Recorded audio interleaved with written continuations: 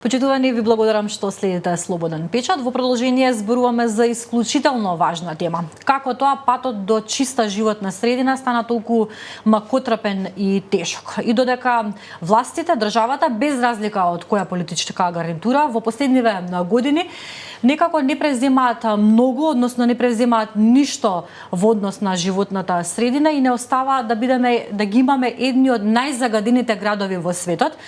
Дополнително не преземаат ништо, само ветуваат, се поставува прашањето дали можеби младите, идните генерации ја имаат моќта да ни помогнат во справување со ова клучно прашање за животната средина. Од неодамна Македонското здружение на млади правници објави упатство за најдобри практики со цел активно вклучување на младите активисти и младинските организации во процесите за заштита на животната средина на локално ниво, што всушност значи ова. Зборувам во продолжение со нашиот денешен гостин. Со мене во студиото е Бојан Трпевски. Добре дојдовте, ви благодарам што ја прифативте поканата. Ви благодарам на поканата. Во пресред на локалните избори сме, а клучното прашање и клучната моќ за ова прашање за животната средина, за чистата животна средина ја има токму локалната самоуправа. Ќе ве прашам што мислите, дали во идните градоначалници можеме конечно да видиме надеж, не само во нивната програма, туку и во нивното дејствување, делување во однос на тоа да имаме конечно некакво движење за животната средина и да не зборуваме веќе за отпад на улиците во 21 век, да не зборуваме за загаден воздух и во лето и така натаму. Какви се вашите очекувања? Мислам дека мора градоначалниците, кој да биде градоначалник, дали на Скопје, дали на било која друга општина, мора сериозно да се зафати со ова прашање, затоа што тоа е нешто што за некои аспекти е условно кажано темпирана бомба. Од тука градоначалниците мора сериозно да го сватат ова прашање, да одвојуваат сериозни средства и правилно и точно да ги планираат политиките за сите овие проблеми кои денес ги имаме во некое догледно време да станат минато. Ако ова претпоставувам одговор и на вашето на младите правници на вашето здружение, но ако вас лично ве прашам како еден човек кој што живее во Македонија, што е на вас што лично ви пречи? Еве вие да бевте градоначалник, што ќе направевте? Првото нешто што ќе го направам е ќе одвојам сериозни средства за финансирање на регионалното управување со отпад. Сите оние тела и механизми што законите веќе ги воспоставуваат, навистина да функционираат и да бидат функционални и да ја исполнат целта што законите ја пропишуваат. Од тука тоа што сметам дека мора итно да се направи е реформирање на целиот систем за управување со отпад, расчистување на дивите депонии кои ги имаме на секој чекор и одлагање на отпадот правилно и на начин на кој што тоа всушност го прават и сите други европски земји. Да, еве и додека ние зборуваме за ова, кога сме кај отпадот и за Вардариште, секојдневно веќе месец дена луѓето се на улиците, покажуваат револт, но некако ми се чини дека ова се празни флоскули за кои што постојано зборуваме, плачеме, се молиме, кудиме, како некако да не слушаат. Јас се надевам дека навистина ќе се мрдне некако од мртва точка целава оваа тема и нема да биде само муабетење, затоа што знаете како Бојан се плашам дека еве пред да почнеме да разговараме, се плашам дека и гледачите и читателите кога ќе слушнат животна средина се ежат како тема, затоа што им се чини како е добро сега пак се зборува за животна средина како ветер во магла. Дали ви изгледа и вас тоа така низ годиниве? Па да, би се согласил апсолутно, затоа што веројатно не сваќаме дека животната средина е се она што се случува околу нас. Животната средина не е само отпадот или воздухот, затоа што тие се некои проблеми кои директно ги гледаме, туку животната средина е се подземните води, да речеме. Оваа година кога се соочивме со недостаток на вода за пиење во некои населби, тогаш почнавме да разговараме и за штедењето на вода и за загубите на вода од водовод. Меѓутоа тука треба да се обрати внимание и на подземните води, затоа што изворот Рашче е всушност извир од подземна вода и треба да ги штитиме и негуваме и подземните води. Така што животната средина е комплексна, има многу аспекти, и веројатно никој сериозно не се зафатил со планирање на политиките, меѓутоа и спроведување на она што веќе го имаме како политика, а што се однесува на животната средина. Вашето здружение од неодамна го објави ова упатство, го објавивте на Facebook и ми привлече внимание, затоа и сакав да ве поканам. Младите се една клучна алатка во нашето општество, идните генерации кои што не ретко покажуваат дека се една силна движечка енергија, сила и надеж за нас, па и навистина го покажуваат тоа со своите постапки и со своето однесување за разлика од летаргичноста на повозрастните генерации, кај нив забележуваме некое движење, можеби ќе се согласите со мене, можеби не. Што мислите, дали ова упатство ќе биде само една проформа од низата документи и настани кои што се случуваат на тема животни прашања, животна средина прашањето, или пак мислите дека навистина ова упатство не само што ќе биде прочитано од младите, туку ќе биде имплементирано? Што да очекуваме од ова упатство кое што го напишавте? Тоа што целта наша со изготвување на ова упатство е младите да имаат првичен ресурс, првичен документ каде што можат лесно да видат што се им стои на располагање. Упатството има некој тип на формулари за определени барања, што тие можат сами да ги земат и да ги употребуваат практично, иако за нито едно барање, скоро за нито едно барање не постои строга форма. Во упатството се наведени клучните елементи што треба некое барање да ги има, а она што ние покрај упатството, она што ние како здружение можеме да го понудиме е помош и поддршка на младите или на било која граѓанска организација или било која возрастна група, да им понудиме помош и поддршка во пишување на некое конкретно барање, во пишување на некоја конкретна пријава, едноставно да им понудиме правна помош за сите прашања кои ги забележуваат, а кои се однесуваат на животната средина и за кои сакаат да преземат нешто конкретно. Изреагира некој млад човек на ова упатство досега? Па има доста млади што се јавуваат кај нас. Да речеме во минатото сме имале серија на ајде да речем прашања од млади како можат да речеме да упатат до општината барање за да се направи некоја велосипедска патека, затоа што мобилноста е исто така дел од животната средина и издувните гасови го загадуваат воздухот. Така што во минатото да речеме сме им помагале на младите да напишат едно квалитетно барање подкрепено со членови од законите и со конкретно барање што очекуваме општината да направи. Меѓутоа често се јавуваат и за управувањето со отпадот. Така што иако можеби првичното нешто што може и без наша помош да го применат упатството, сега го стоиме на располагање за било каков тип на поддршка, информација, правна идеја, консултација, така што стоиме отворени на сите граѓани. Ја имате таа соработка со младинските здруженија, сојузи, се на нивна иницијатива, се случува често? Апсолутно. Во 2023-та, ако не се лажам, токму од еколошка младинска организација учествувавме на обука што тие организираа за млади и од таа обука понатаму произлегува, ако не се лажам, 4 иницијативи за различни проблеми кои младите ги тангираат и кои тие самите ги избраа како приоритетни. Да, апсолутно. Некои прашања за кои сакаат да преземат активност, каде ние покрај ваквите ресурси нели што ги споменав, конкретно им помагавме околу дообликување на тие иницијативи што сакаат да ги поднесат до општините. Да, и Европската комисија ќе потсетиме дека во последниот извештај го нотираше проблемот со животната средина. Го слушаме тоа дека не се одвојуваат средства веќе подолго време од буџетот за животната средина, дека нема доволно човечки ресурси во инспекторатот и така натаму, дека некако како да не се обрнува, народски ќе се изразам, многу внимание токму на ова клучно прашање. Според вас гледано вака, бидејќи сега зборуваме за делувањето на младите за оваа проблематика, до кој степен е влијанието на младите? Велите дека реагираат, прашуваат, можеби поднесуваат до институциите некакви барања, предлози, нивни идеи. Што мислите, до кој степен е? Дали е задоволителен степенот? Што треба да направиме за да навистина младите го покажат тоа и бидат имплементирани во општеството, односно да се слушне нивниот глас? За жал, мислам дека не е доволно застапено учеството на младите во политиките. Мислам, чист показател за тоа може да биде дека, ако не се лажам, само во 28 општини има формирано локални младински совети, што треба да бидат тие советодавни тела на локално ниво, каде што младите едноставно ќе го користат својот потенцијал и можност да влијат на локалните политики. Ако тоа го земеме предвид, вклучително и дека не е формирано ниту национално собрание за млади и сите останати тела што се предвидени во законите, можам да заклучам дека младинското учество не е на задоволителното ниво.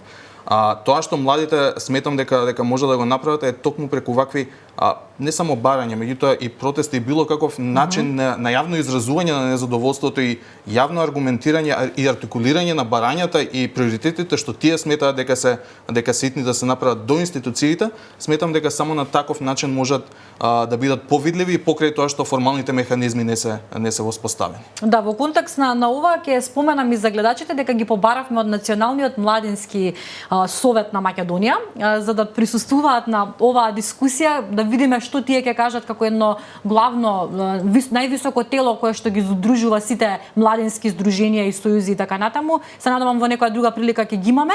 И сега во контекст на ова, не ме изненадува дека постои младински совет за климатски промени во Данска и во Австрија, но кај нас не постои. Ме интересира дали имаме капацитет да направиме ние нешто вакво. Дали имаме капацитет да размислуваме за такви размери, да се прават вакви структури, политички движења на младите во општеството. Државата размислува за такви механизми. Законот за климатска акција кој некако долго време во некоја процедура и се уште не е доставен до собранието, предвидува некое такво тело каде што ќе има барем еден представник од младите, велам барем еден затоа што низ текот на процесот за изработка на законот бројката се менуваше и варираше, така што затоа и велам дека најмалку еден представник од младите ќе биде во тоа тело. Прашањето е дека проблемот кај нас не е дека заостануваме во планирањето. Оно што кај нас недостасува е сето тоа што ќе го ставиме на хартија да функционира во практиката. Доколку младите бидат застапени во тоа тело што би се формирало согласно овој закон, кога тој ќе се донесе, ако тоа тело не е функционално, ако не ги разгледува прашањата што треба инаку да ги разгледува, едноставно повторно младите нема да го добијат својот простор за да ги искажат своите идеи и приоритети. Така што пред се би требало да посветиме време и финанси и средства и капацитети воопшто да го спроведеме тоа што сега ни е како механизми, што не велам дека треба да се запостави планирањето за воиднина како треба да се воспостават нови можеби механизми, меѓутоа пред се би рекол дека треба да функционира она што веќе го имаме предвидено со законите. А можеме да направиме некаква споредба со регионот, Австрија и Данска се далеку одовде, но регионално како младите функционираат во Србија, во Црна Гора, во Албанија, во однос на ова прашање, има таму некое поинакво движење од кај нас или сме слични? Да бидам искрен, не ги знам во детали околностите кои се случуваат во однос на ова прашање во регионот, меѓутоа мојот впечаток е дека горе-доле е слична ситуацијата. Ме интересира и пред да влеземе овде зборувавме за оние тужби за кои што граѓаниот може да ги подносе кон институциите, кон државата за загадениот воздух. Каде сме со тоа прашање и вие имавте поднесено неколку такви тужби. Има ли некаква правна разврска во однос на овие тужби? Дали некоја тужба ја добивте? За жал не. За жал нашите постапки во Македонија не успеа. Меѓутоа тоа не беше обесхрабрување за нас и две постапки се веќе пред Европскиот суд за човековите права и верувам дека ќе добиеме позитивна пресуда од судот за човекови права во Страсбург и дека државата ќе добие конкретни насоки, по-конкретно судството ќе добие конкретни насоки како и на кој начин треба да ги разгледува овие предмети и да расправа по нив. Дали некаква реакција имате од Страсбург или се уште ништо? Тоа е само стигнато таму. Имате некаква можеби реакција на како изреагираат тие на оваа тужба? Се уште нема ништо конкретно, се уште нема ништо конкретно. Единствено што добивме од судот во Страсбург се тие баркодови или известување дека нашата апликација е прифатена и дека чека нејзино разгледување во суштината. За жал постапките пред Страсбург се може да траат и подолго време и тој суд е некогаш преоптоварен со предмети. Меѓутоа и покрај тоа што можеби постапката малку ќе се одолговлечи пред Страсбург, ние не застануваме со нашите напори понатамошни напори во државата, така што ја гледаме секоја можност, па дури и на почетокот, нели како што кажавме со комуналниот отпад во Скопје, разгледуваме секоја можност за да можеме правно да преку правнички механизми да реагираме на состојбите. Знаете, вака кога ве слушам вас, верувам и дека многумина од гледачите некако имаат изгубено надеж за се ова. И еве сега кога вие рековте не добивме ниту една тужба, тогаш беше многу актуелно кога се зборуваше за тоа дека граѓанинот може да ја тужи државата, звучеше многу перфектно тоа за едно општество, но граѓаните се скептични, се исплашени и си велат добро, како ќе ја тужам, што ќе добијам. Треба ли да се обесхрабруваме? Како треба да го прифаќаме се во ова? Затоа што се повеќе и повеќе се губи надежта на ова прашање, со оглед на тоа што повторно ќе кажам, ние навистина движејки се, сигурно дека сте се движеле навака да стигнете до овде, сте виделе милион мини депонии, дишеме, се прашуваме како воздух дишеме, еве агрената сезона ние на прагот, со страв влегуваме воња и така натаму. Како да го охрабриме македонскиот народ дека има надеж за животната средина? Не треба никако да се обесхрабруваме. И покрај тоа што, како што кажав, и покрај тоа што не ги добивме нашите постапки тука во државата, не се откажавме и отидовме во Страсбург. Мислам дека за било кој правник е огромна сатисфакција кога Страсбург, највисокиот меѓународен суд на ниво на Европа, ќе каже дека вие сте биле во право и дека некое човеково право вам е било прекршено. Ќе кажам дека не треба да се обесхрабруваме токму поради тоа што и во регионот и покрај тоа што можеби одредени периоди немало успешни постапки или успешни активности за утврдување на одговорност кај надлежните органи, знаеме барем за две успешни постапки во регионот каде што со судска пресуда е утврдено повреда на право. Тоа се случило и во Србија, ако не се лажам пред 2 години беше нивната пресуда на една граѓанска организација што ја добија таму. Меѓутоа неодамна беше и во Црна Гора, каде што и таму суд поради аерозагадувањето утврдил повреда на право на конкретно лице. Од тука сметам дека апсолутно не смееме никако да се обесхрабруваме. Сите и со индивидуални постапки мораме да покажеме дека и кај нас, кај секој од нас е високо на приоритетната листа заштитата на животната средина, и преку индивидуални постапки и преку адресирање на сите проблеми и предизвици пред надлежните органи, да го правиме тој континуиран притисок врз институциите дека навистина нешто мора да се смени. Ме интересира како сме доведени. Ние сме една од ретките држави кои што го има екоцидот во кривичното право. Како сме доведени на ова дереже да зборуваме за чиста животна средина, да се срамиме од тоа како ни изгледаат градовите, дел од градовите, конкретно метрополата како ни изгледа Скопје. Како сме се довеле до вакво нешто? Што мислите, дали се работи, дали е проблемот во ниската свест на народот или во што? Веројатно се има своја улога.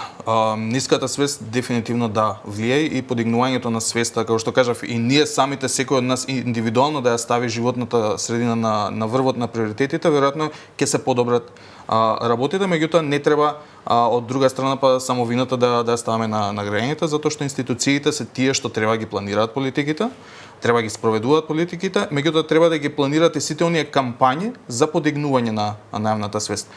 Чисто како илустрација би кажал дека кај нас некако кампања за јавна свест се сваѓа само како медиумска кампања со рекламни спотови.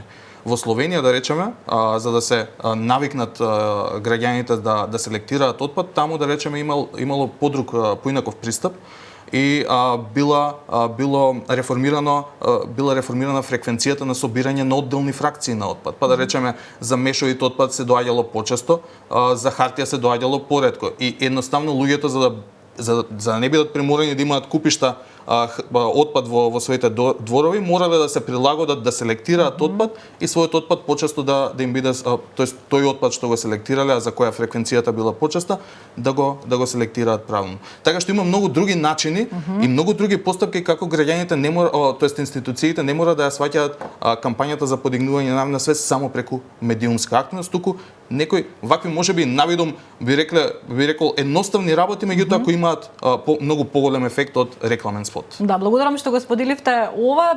Убаво е да слушнеме некои вакви примери. Мислам дека некако и на граѓаните им е издодеано тие спотови, не ги регистрираат веќе, ги гледаат, а не го сваќаат, што мислам не го сваќаат, туку не му обрнуваат толку на внимание затоа што оди само во етерот и тоа е толку, тука завршува, треба можеби директен пристап до граѓаните за да се сменат нештата. Благодарам што ја прифативте поканата, благодарам што ете и ние како медиум се обидуваме да зборуваме што е можно почесто за ова важно прашање. Се гледам и во некоја друга прилика за некоја друго важно прашање за нашето општество. Ви благодарам на поканата. Почитувани, верувам дека ви беше интересен и овој разговор и дека ние се обидуваме медиумски да зборуваме што е можно почесто за важното прашање, клучното прашање, чистата животна средина.